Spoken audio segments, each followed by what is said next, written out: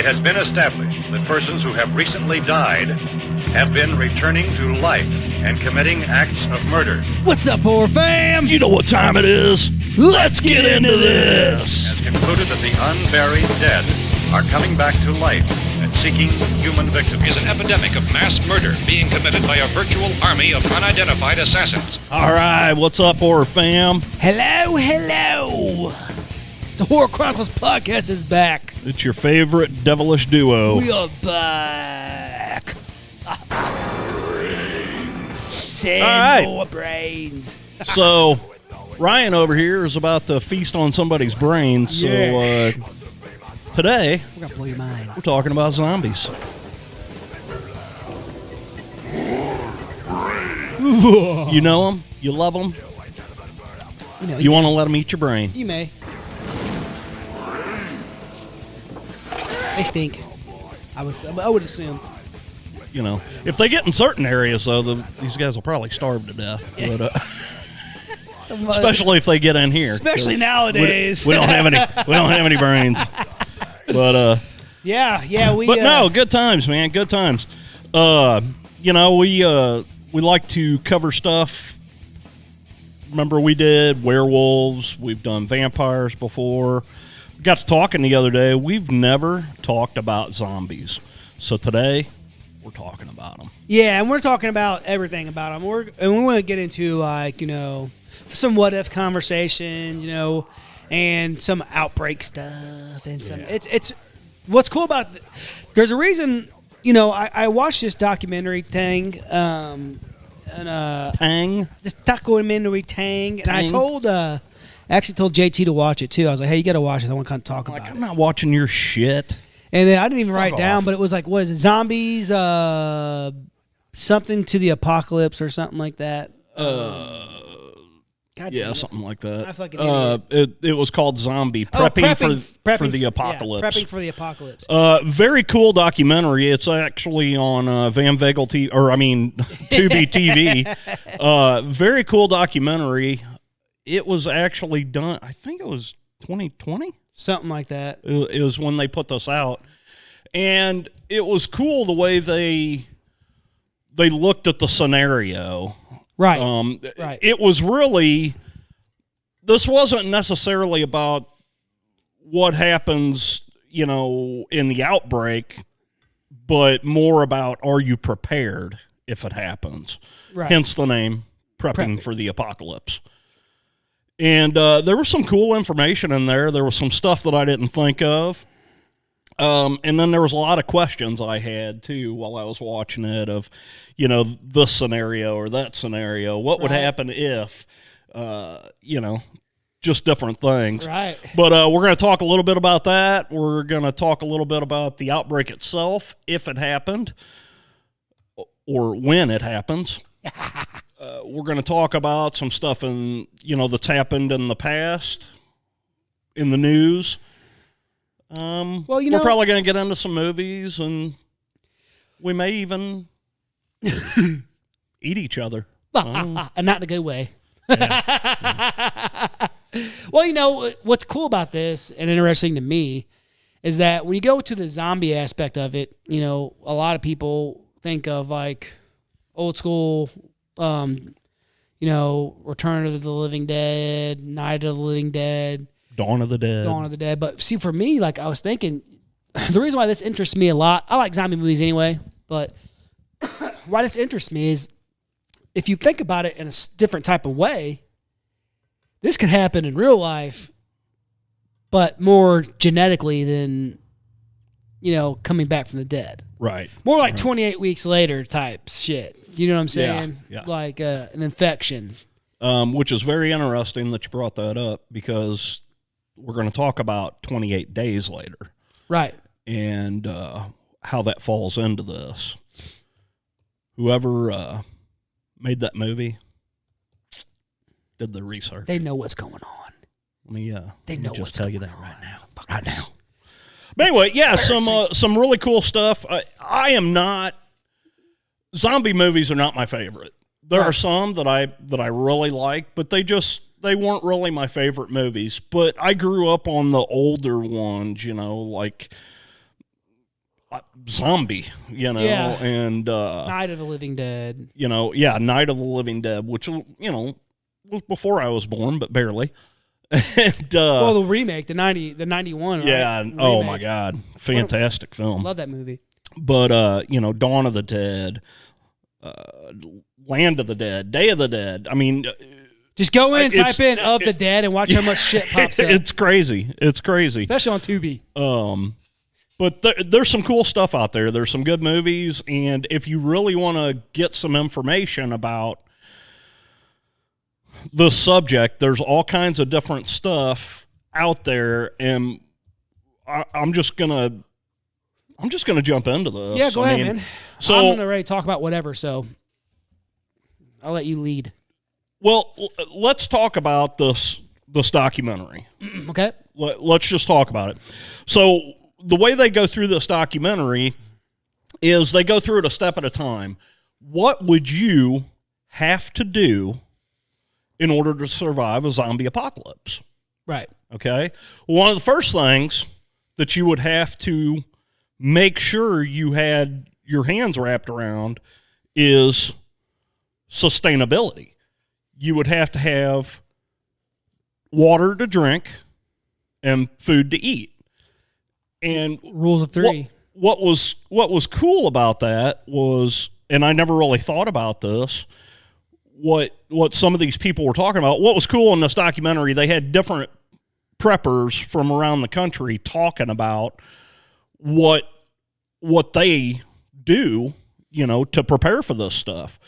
And it was crazy. The first thing that everybody said is you have to have enough food and enough water to sustain life for at least 72 hours. Mm-hmm.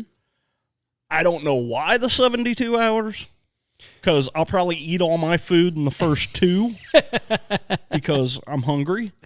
Give up food. But Well, so I am a prepper, so to speak. For lack of better terms, I'm a prepper, so to speak. So, like, I have a 72-hour bag. I have go bags, shit and get bags. They call them bug-out bags. a bug out bag. I have all that shit. Multiple bags for family members and all that shit. I got a 72-hour sack. bag is, you got to be able to survive the first 3 days of being able to not have any contact with anyone. I'd be like, hey, honey, throw some bottled water and some Nutty Buddies in a paper bag. Let's go. Yeah. But basically, you want to be able to survive without having any contact with any person or even moving if you don't have to for 3 days straight. Yeah. Yeah. So- You know, and the one thing that was cool that a lot of these people were talking about was that you want to keep your group extremely small. Yes. You know, 3 or 4 people, 10 at the max. And that didn't really make a lot of sense to me until they continued to talk about it. And it's like, you keep your group small, you know who you can trust. All right. Less noise you make, You know, and the less noise you make, less food. different aspects.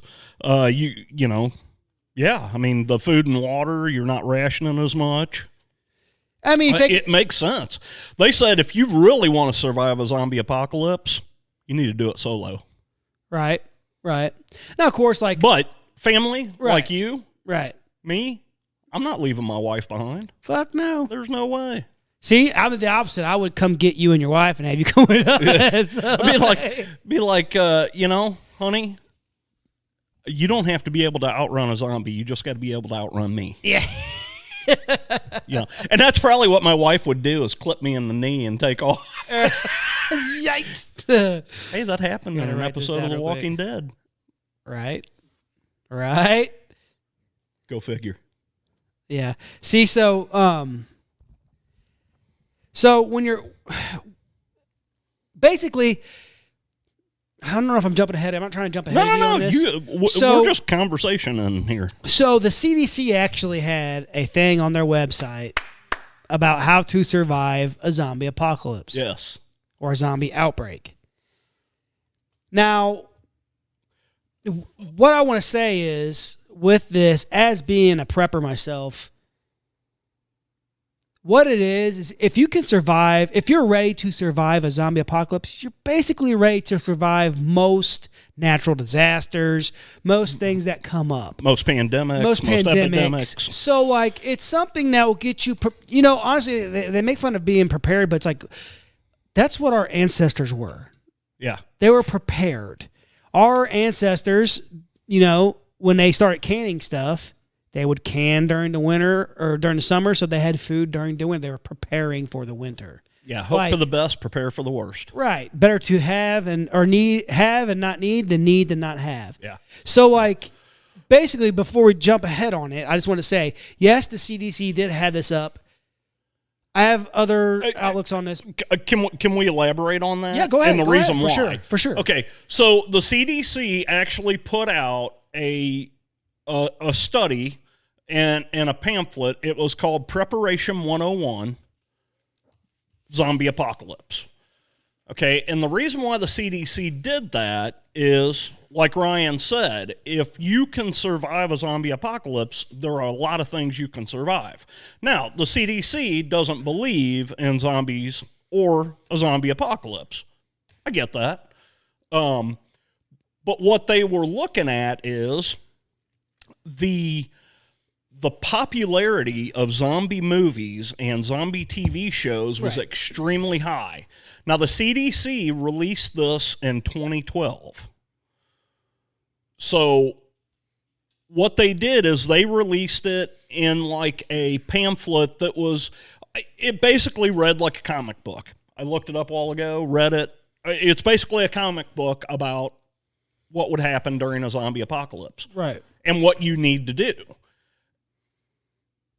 It's their way of, I don't know, putting light on the situation, but also teaching you a thing about being prepared for the worst. Well, it's putting eyeballs on something, but giving something that entertains you, but yet you're learning at the same time. Right. Now, I will preface this. Do I necessarily believe that zombies are going to be having...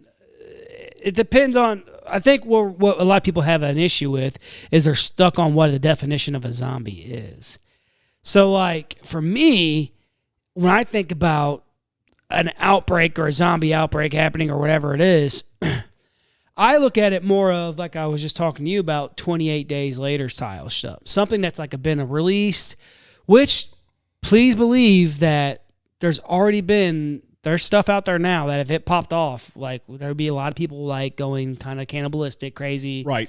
Like, I mean, just like that dude who... The bath salts guy. Yeah, the bath salts guy. You guys knew that this was going to come up.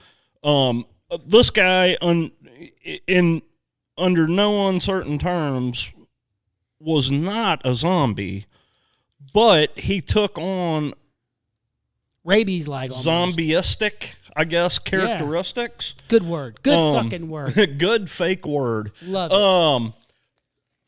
But like Ryan just said, was rabies. If you look at rabies and a rabid dog, rabies is a form of zombification. Right. It is something that affects the brain of an animal, and it can even affect the brain of a human and make them more aggressive and want to lash out. That's why, you always say stay away from a dog with rabies because, rabies, we've all seen Cujo. Well, so, rabies in human is deadly. Deadly. Oh, yeah, absolutely.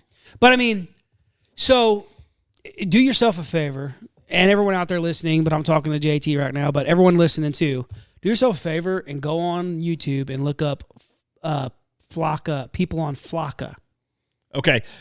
I know you and I have talked about that before. So Flocka, literally there's tons of stuff on YouTube. It's this drug, Flocka. It was going around mainly like in Florida and places like that because that's where Florida's the party state. But anyways, these people literally... Party, Florida. Like one Your state looks like a big penis. Story of my life. But anyways, no, so there's video there's this guy. It's crazy too because it's like cut because it's a video of this guy running through this parking garage. So the cameras are catching him, right? Different angles, but it's catching him. and he's naked, right? And he's running through this freaking garage like looks like a rage zombie. Fucking dick just fucking windmilling. You didn't even see it, so it must have been like maybe stub. Yeah, just fucking. It probably looked like the fucking thing at the bottom of the fucking on the door. Yeah. The cat's always messed with. No, but so this guy's running through here, and he looks like a damn zombie. He looks like a rage zombie. He looks like something off 28 Days Later. Okay. Or World War Z, which I like too. World War Z, yeah. So this guy is running through this thing, right? And he's screaming, like not like screaming loud, but like a zombie. And he's running, and he fucking runs, and he just jumps straight through the back of this SUV window. Just jumps through. Yeah, I remember us talking about that. And then he falls back down on the ground, and kind of he's all fucking, but he gets back up, and he's covered in blood, and he just starts going, takes off running again. Yeah. And then there's videos of these people like standing in front of buses, just people recording this lady. She's just standing there staring at the bus. And she comes up to the bus and she starts pounding on the window. Looks just like a fucking zombie. Yeah. It's from this flock of shit. I'm telling you, the reason why this stuff intrigues me is because that shit more than likely is going to happen. Yeah. Like you said earlier, not if, when this shit actually fucking happens. You know, it's going to be something like that. You know, and I think you should always be prepared for that. I'm prepared for whatever happens. I'm ready to go. But absolutely. That's my definition of a zombie outbreak. Something like that happening and it spreads like wildfire, which it would through these giant cities. You got to think about it, you know. Gotcha. So that's my not necessarily everyone coming back from the dead, which I like that shit too. But realistically in real life, can it happen in this scenario I just talked about? 100%. So I just want to let you know where I was at when I'm talking. That's where I roll. Where I come from when I'm talking about this stuff here. Flocka. He's all into the flocka. Okay, so here's an interesting aspect. And I know you people are sitting out there and you're thinking, oh my God, why the hell are you guys talking about zombies? This is such bullshit. This could never happen. Blah, blah, blah. I hear you. I hear you talking. We're not listening. But when places like the CDC start looking at this stuff, I'm going to read a couple little snippets from an actual research experiment. This is from frickin' Cornell University. Cornell University did the research on how long it would take and what would happen if there was a zombie outbreak. So the name of the research paper was "You Can Run, You Can Hide: The Epidemiology and Statistical Mechanics of Zombies." What they talked about is they had several scientists get together and they started punching numbers into their computer and running simulations. And this is very interesting because there's just two little small things that I want to read out of here. And what it says is much scholarly attention was focused on more traditional human diseases. But recently, academic attention has turned some amount of focus towards zombies as a unique and interesting modification of classic disease models. One of the first academic accounts of zombies was the 2009 article in the Munns paper, in which an early form of a compartmental model of zombieism was introduced. Since then, there have been several interesting estimates of the zombie disease parameters. Okay, Cornell University, scientist. I know you're not into science, but when they start doing models like this, it intrigues me. It's not that I'm not into science. I do like it. It's just, it can't explain everything. So what they did is they crunched the numbers, and they were looking at stuff on, okay, if we dropped one zombie in a group of 100 people, how would that play out? And then they took into account, bite ratio, like how many of these zombie, this one zombie, how many people would it bite? Right. How many people would fight back? How this thing would, right, how it would die, how it would spread. And they put all these numbers into their computer, And they ran several different simulations, and they all came out different. But they had one thing in common, and that was the spread. And like I said, it depended on if they did one zombie. They did several. Like one zombie they dropped in a group of 100 people. Then they dropped one zombie in a group of 200 people, but made it to where the zombie was stronger and the people were not prepared. You know, it wasn't like, you know. They'll say to drop them off in Canada. Right. Sorry, Bill. Love you, Bill. Love you, Bill. With all of this going on, there's a model, and what I'll do is I'll throw this picture up on the screen if you're watching the YouTube feed. You'll be able to see what happens. And what they figured out is, and I thought this was very interesting, we just talked about 28 days later. After 28 days, it is not the largest metropolitan areas that suffer the greatest risk, but the regions located between large metropolitan areas. For instance, in California, it is the region near Bakersfield in the San Joaquin? Santa Quin Valley. That is the greatest risk in this area. Will be overrun by zombies, whether they originate in the San Francisco area or the Los Angeles, San Diego area. The area with the greatest 1 month zombie risk is northeastern Pennsylvania itself, being susceptible to outbreaks originating in any of the large metropolitan areas on the East Coast. So, now this is them doing this. When I was watching through this this documentary that we were just watching, they were talking about where would you survive? You know, okay, so they talked about you needing food and water. The number 2 thing is you're going to need shelter. All of these people's advice was stay the fuck at home. Fortify your house. Fortify your house and stay at home.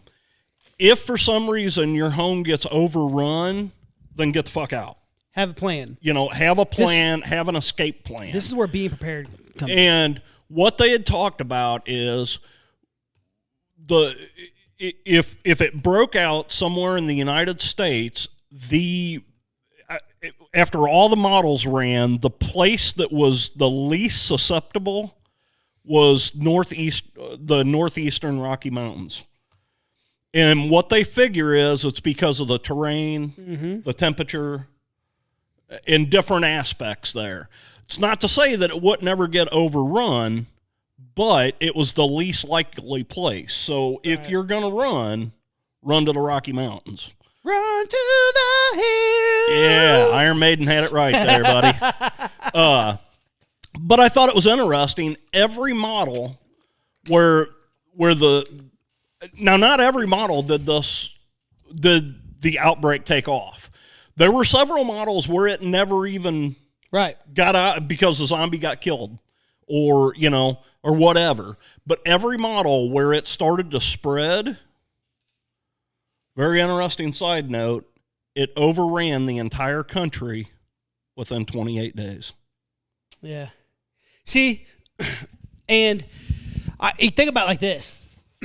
In America, we have this thing called the Second Amendment, right? Which I love. But anyways, we have the Second Amendment, which means we all have guns. There's a fuck ton of guns in the United States, right?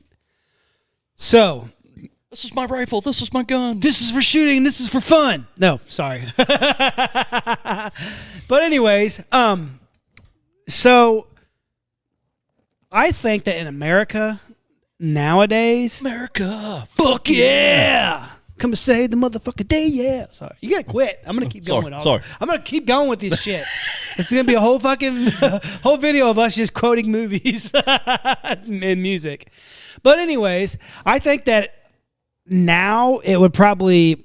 I think you're right. They're right too. So if you think about it, in the middle, you remember Mimel? In Mimel, you remember? Mimel. Do you remember Mimel? Yeah. Minnesota, Iowa, Missouri, Arkansas, Louisiana, Mimel. So, which is very interesting because never mind. We'll get into that at some other point. Yeah. So, I think those would be affected because I'm not trying to talk shit, guys. Don't hate me, but on the coastal, because I'm beautiful. On the coastal lines, that's where most of our population is. It's going to hit hard there, and then they're going to have to come inward. Right. Well, and what they were talking about is the likelihood of survivability in the plains would be higher than on the coast. Right. And the reason why is, one, population density, and two, the amount of flat land. These walking dead, if you will, cannot overtake all the property that is there. Whereas on the coast, you've got high density population and you got houses one on top of the other. You know, and it's concrete jungle everywhere.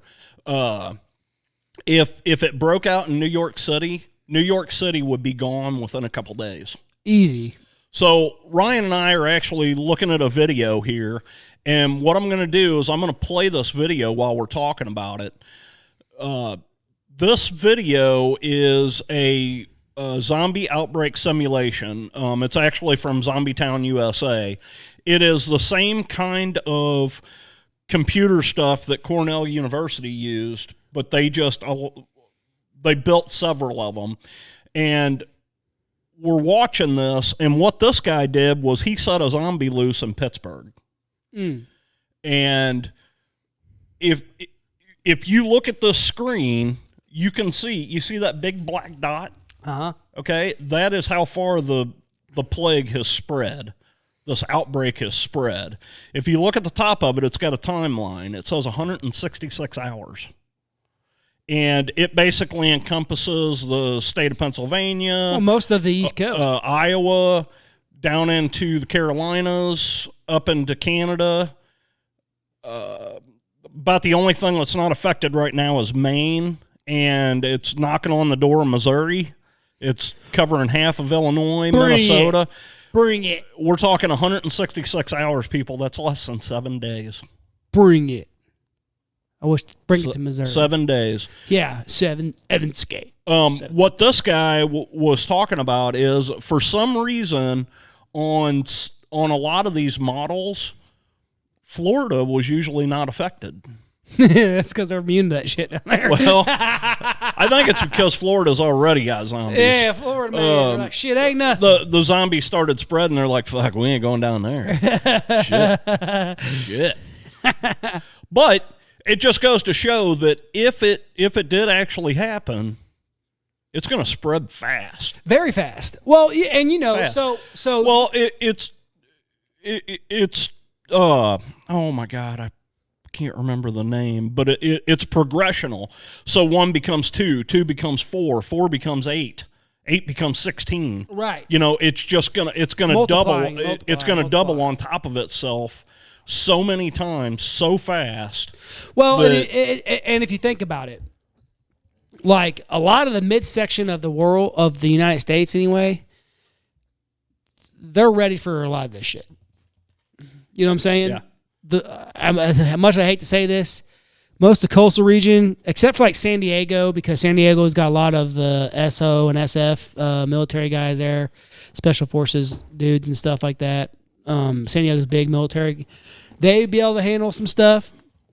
But like most of these people on the coastal regions and stuff, and just most people in general now in the United States, they're not ready for something like that. No. And, just look at what we've kind of experienced something like this here recently. Right. Look at what happened to us with COVID. Look at how fast that took over the world. Yeah. Let's not go too far. Yeah. But I mean, look at how fast that spread. Right. And that was a viral infection. Mm-hmm. This, I mean, I guess you could consider it a viral infection because what everybody's getting infected. What you got to think of, too, in this situation is that our major power grids are on the coastal regions and then south on like in Texas area. So if something happens, the power goes out. Yeah. Yeah. So when the power goes out, okay, let's look at it like this. Just in a regular, everyday life is doing great. We're all like right now, if the power went out all over the United States right now, within 24 hours, you'd have anarchy. Thousands of people. You'd have mass chaos. Tens of thousands of people will be dead just for people who are on life support and other things like that. Yeah. And then within 2 days, it'll be bedlam. Yeah. Yeah. You know, and that's just with the regular, just everyday life. So now throw in a zombie outbreak or a zombie outbreak. Yeah. And watch what happens. You got trouble. You got trouble brewing. So that's my thing, is that people, it's a clusterfuck, really. Because when one thing happens, it breaks down something else. That breaks down something else. This breaks down something else. Yeah, it's progressional. So everything there's all power one grid, thing food affects supplies. another. It's like the butterfly effect. Right. If a butterfly flaps its wings in Nebraska, then 6 months later there's a tsunami in Japan. And if you look at, now I know that's very drastic, but there would have to be a lot of things happen in a long chain for this to actually happen, but it could happen. Very much so. And actually a lot of people, say it is going to happen. Yeah. Yeah, a lot of these preppers. So, some of the other things that they were talking about needing was weapons.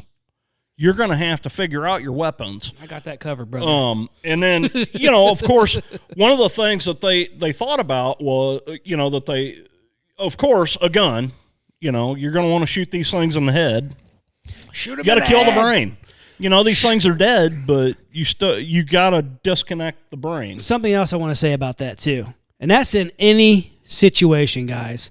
I know we're talking about this, but real quick, if I could give you guys any kind of pointers in a situation, if someone's trying to kill you, take their fucking head off. You take their head off, guess what? You got nothing to fucking worry about. Right. Any situation you're in, definitely in a zombie situation. Yeah.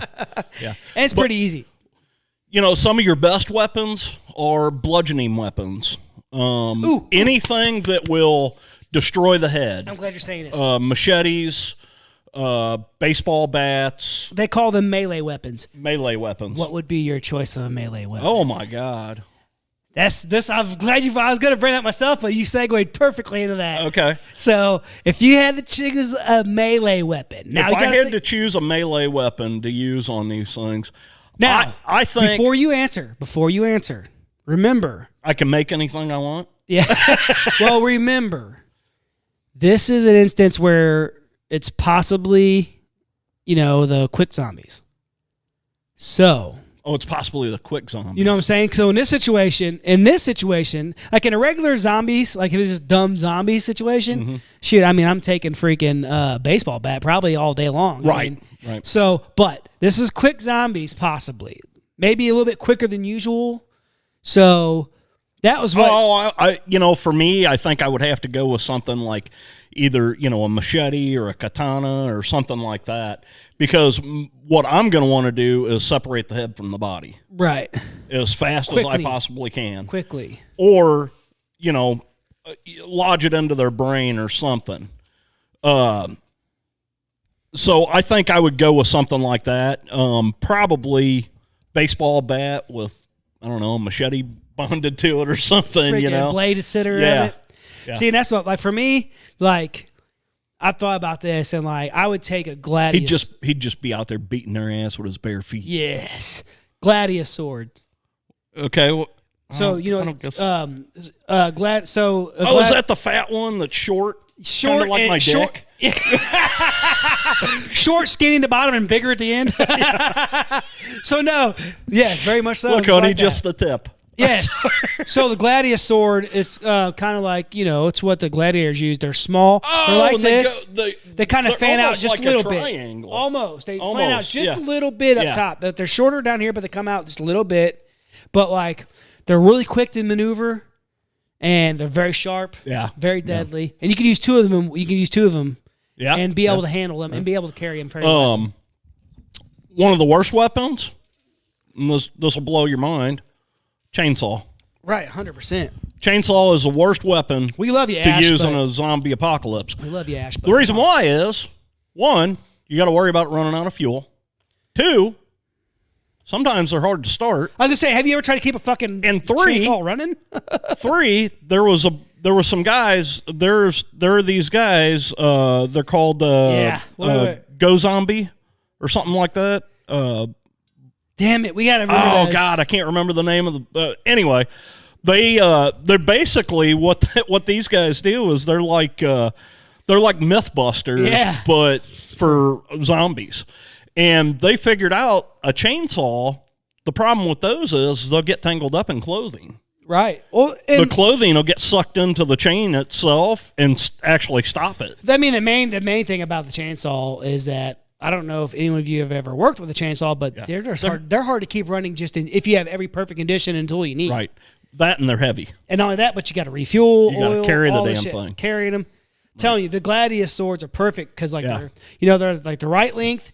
You can freaking be quick with them. You could use two of them at the same time. Yeah. And you can be quick with them and end shit real quick. So I tell you, the one lady, or tomahawks. the one lady that was that got me was she had the 45 with the exploding bullets. Right. Dude, that would be the way to go. That's the thing And it that's was cool. crazy. They were shooting like ballistic molds, ballistic gel molds of heads, and dude, these bullets would go in and just fucking Do yourself a favor. destroy a head. Do yourself a favor, everyone.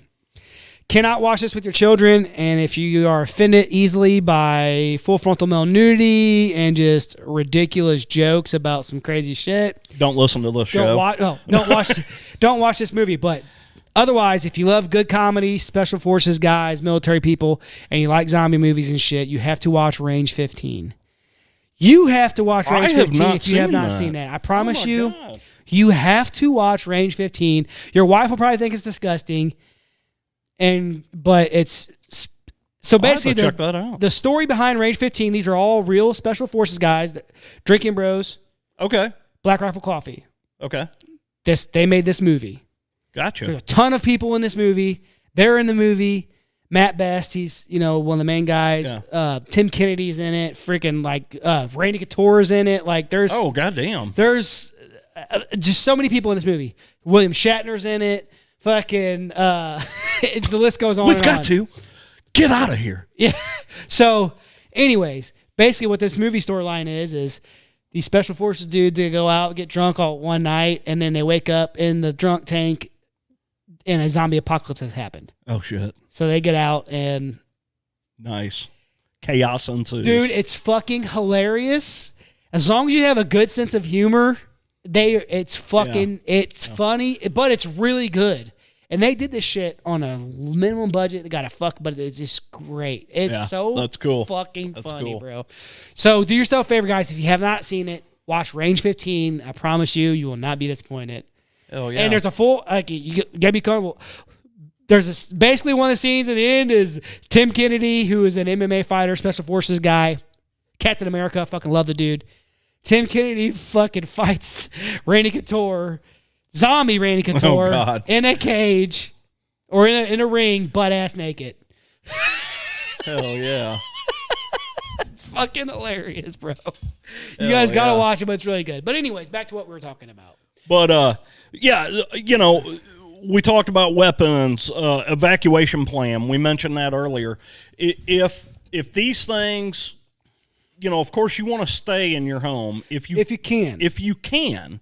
But if your home gets overrun, you need a plan. Have a plan, yes. A lot of these people were, and it's so funny because it's a different time, but a lot of these people were building underground bunkers and shelters. And they were stocking these things with food that would allow them to live, months on end. They got 20 without having to leave. If you buy dried food, it lasts 20. It's got 25 year shelf life. Yeah, yeah.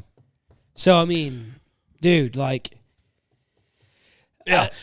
One of the things they brought up was getaway vehicle. Yeah, that's what I'm working on. What would you use for a getaway vehicle? If you could have any getaway vehicle, you know what I mean, like anything. Yeah. Yeah, it depends on what you're doing. Like, if you're wanting to leave, you know, of course, a plane. You know, you'd want to probably just go somewhere else. But I don't think so. Like, you'd want to be somewhere where you know the area, you know where the food's at, you know where to hide at, you know, all this shit. So for me, you want something that's quick, something you can maneuver easily, something you can hide easy, something that is good on gas, you know. So, of course, what'd they say? A motorcycle. They talked about a motorcycle. You know what I mean? Four-wheelers, motorcycles, things like that. But if you're just traveling across, you know, country, you want a good, you know, like a good... Like an SUV or like something. A good Jeep. Something that you can Forerunner. fit your family in. Right. Plus... And get the fuck out of Dodge. Right. You know? And that's what I'm doing with my Jeep right now. Yeah, he's getting the fuck out. Get the fuck out of here. No, and there's that's cool. So you watch it. So you see the guys that made the freaking Pathfinder. The Pathfinder, yeah. I've actually seen vehicles like that out on the street. Yeah. There was one I stopped. This was a few years ago, but I stopped at the gas station in town to get gas one day, and sitting right beside me was a it was a white Jeep Cherokee that was all lifted and all the windows were caged on it, and it had the snorkel so it could go underwater, and it was cool because the way these guys painted it, it was white, but then it had like these blood splatters all over it. It was badass looking, dude. It was badass. But anyway, you gotta have a plan. So let's talk about where does zombie come from? Where did it come from? Where did it originate? Well, I'll tell you, popular culture, it originated from George Romero. George Romero is solely responsible for the popular culture version of the zombie today as we know it. That's very interesting because George Romero in the 1960s released Night of the Living Dead. Mm-hmm. What's interesting about that is in that movie, they never one time call them a zombie. That they call them the Living Dead. They called them the undead or the living dead or something like that. But it's interesting that they never called them a zombie in that movie because George Romero, in almost every interview he did after filming that movie, he referred to them as zombies. Now, the first use of the word zombie was from a Brazilian poet named Robert Southey in 1819. And then it was used in different, like the Haitian. Right. The voodoo. They actually, there is a story out there about a man from in the 1960s that died, and then I think it was 3 years later, his family found him walking through a small town down in Haiti, or a small village. They don't really call them towns down there, but a village in Haiti, and that's where we learned about, the drugs that they can use to make these things. Right. And what it is that they would take the flesh from the outside flesh of the puffer fish, and they would powder it, and then they mixed it with another drug, which now I don't remember the name of the drug, and I didn't put it on here, but it's a I want to say hallucinogenic, but that's not the word I'm trying to think of. But anyway, it's another drug that they mix with this puffer fish, and it causes the body to mimic death. The people are still alive, but to everybody on the outside, they appear dead. Right. And this has been being used in voodoo culture for centuries. And what they use it for, the reason why they do this is a lot of the parents, that's how they keep their kids straight. Right. If you don't watch your shit, the voodoo priest is going to come and he's going to zombify you. Gonna zombify your ass. So here's something interesting that just popped up. I told you that there was that other documentary that's just kind of popped up. During the 1920s and 30s, Howard Phillips Lovecraft, H.P. Lovecraft, wrote several books that talked about zombies. He wrote The Vault. He wrote The Outsider, Cool Air. But his most famous work that a lot of you people are gonna latch on to is in 1921, he wrote Herbert West, Reanimator. And that is the book that was the basis for the movie Reanimator. And it actually is one of the things that helped define zombies in popular culture. I almost watched Reanimator 2. Yeah. Today. The first one is so good. I don't think I've even seen the second one. But I almost watched it today when I was scrolling through Tubi. Yeah, I've seen it. If I remember right, it wasn't near as good as the first one, but It's been a long time since I've seen it. But Right. So here's the big question is, we talked about how long would it take? Okay, well, we know from research groups and research groups all over the country that they suspect, and the computers have modeled, that it would roughly take 28 days for the outbreak to overtake the country. What we don't know is how long would it last? Right. I mean, we have no idea. There are so many factors involved in both of those statements, honestly. But in the part of how long will it last, so you got to think about a zombie coming back from the dead. The body's already decomposing. They come out of the grave. They start to feed. What's that feed do to them? Right. Keeps them going. And that's what's interesting. Go ahead. Well, it keeps them going. But does it stop them from decomposing? We don't know. And how long would it take them to decompose before they wouldn't be able to move anymore? And then once they can't move, how long would it take them to starve to death? Well, see, and they're already dead, so can they starve to death? A lot of questions here, people. Well, a lot of questions. Not only that, but so in this situation that I was talking about, they're not necessarily dead. They're infected. They're infected, right. So they're not you're not. Well, that's the one, yeah. So, you're right. So if I was infected and I bit you, right, and you turned, you would still be just as strong, just as, your body wouldn't be decomposing yet. Yeah. Eventually it would. Right.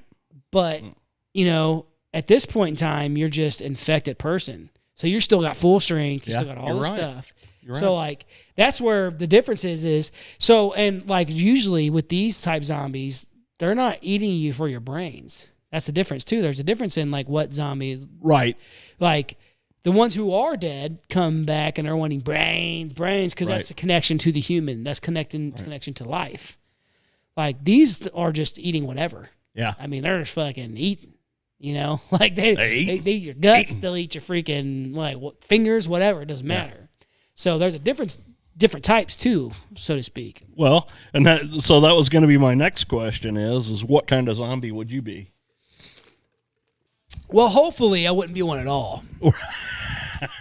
I would be the guy who's ready for whatever, and I'm out there having fun, fucking picking off zombies from a mile away with my fucking 6'5" Creedmoor. But anyways, no,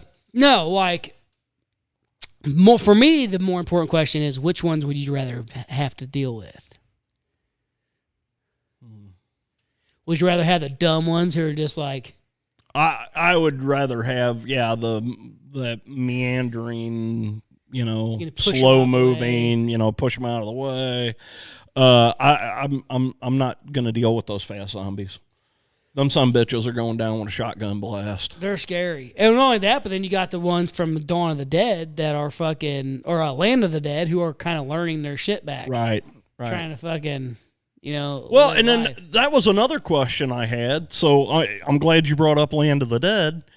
So one of the things that came up is if you couldn't stay at your house and you had to escape, where would you go? Where would you go to feel the safest? My first thought was an island. Right. Small island somewhere that they couldn't get to. Can a zombie swim? Don't know. But then you also got to think about food. But look at Land of the Dead. Right. Land of the Dead, they walked underwater. Right. Well, and you got to think about food. Mm-hmm. You got to be able to get supplies, all that stuff. It's very interesting. You know, it's very, very interesting. Like, that's why for me, I'm always like, be prepared where you are. You know that land the best. You know that. You know you can take all your time getting your house ready, growing your own garden, doing all this stuff. You can be ready for pretty much anything. And you can fortify yourself to where you can be self-sustaining. Mm-hmm. Like for me, if I had a garden, because we're building a garden at my house, if I have my garden, I have my well, I'm okay. I got a water source, I got food source, I can defend my house, I got everything set up. That's kind of where I'm at. Right. So we're sitting here looking at this. Yeah, we're watching the simulation run on the screen over here, and we could actually probably put this in a little. Have it playing in between us or something. We could probably set it in there and have it playing in between. Yeah. What I'll do is I'll put it on there and let it play in the background. It's pretty cool though. Like, and I think a lot of it would spread fairly quickly. The key to it is, like you said at the beginning, keep your circle small. Yeah. And you ain't got to worry about it. Right. Be ready for whatever. And this is with anything in life. Just be ready for whatever and be conscious of aware of your surroundings. And, because, guys, this type of zombie thing that we're talking about, like this outbreak of an infection or something, this can very well happen. It's already going on. Definitely.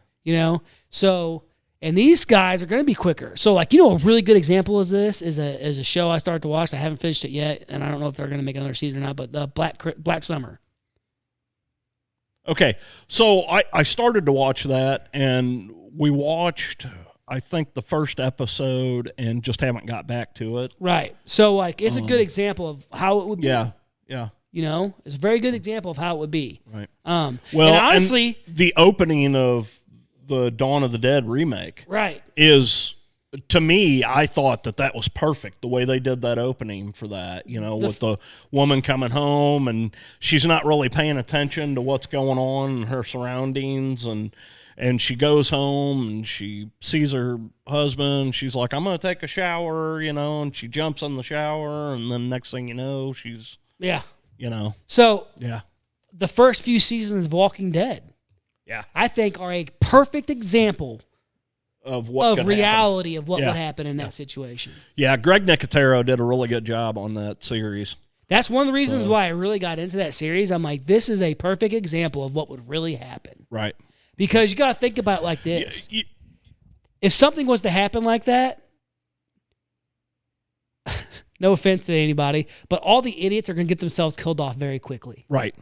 So once that happens, the rest of the humans you're dealing with are capable people.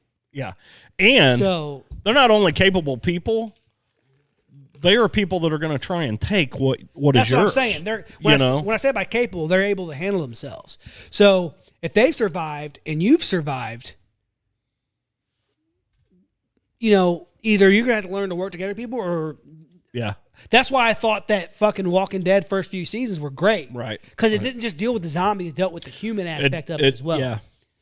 Yeah. Absolutely. And that's what the scary part. Zombies, at least you know what you're getting. With humans, you never know. Right. You can let somebody in and they're just a fucking Trojan horse. You know what I mean? You just never really know. Look at us speaking facts and shit. But yeah, man. Yeah. Hell yeah. I love this episode. It was great. This is something I was wanting to talk about.